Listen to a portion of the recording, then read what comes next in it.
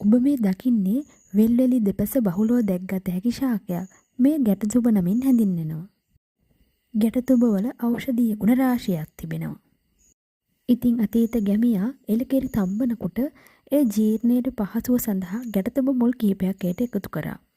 එමගින් සෙම් හැට ගැනීමද සමනය වුණා. එය උදරාබාධවලටත් පිළියමක් වුණා.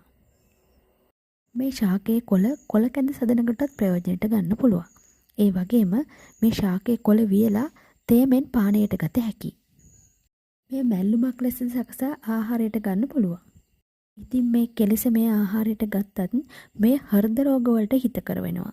ඒ වගේම දියවැඩියා රෝගීන්ටත් මේක ගුණදායකයි. ඒ වගේම උදරාබාධ පවා මේන් සමනය වෙනවා. ඒ විතරක් නෙමෙයි සෙම් රෝග වලටත් මෙම ශාකය ඉතාමත් ගුණදායකයි.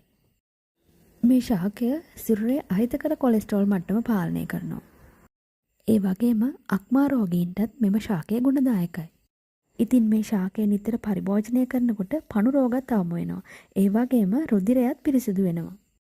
උද්දුගව්වන් කනවා නම් ගැටතුඹ කොළ කීපයක් ගෙන දුම් කොළ සමග හුණු දබා අමරා එම ස්ථානයේ ආලේප කිරීමෙන් එය සුව කරගත හැකියි. ඊට අමතරව ශරීරයේ විෂ නැසීමට මෙම ගැටතුඹ තම්බා පානය කරන්න පුළුවන්.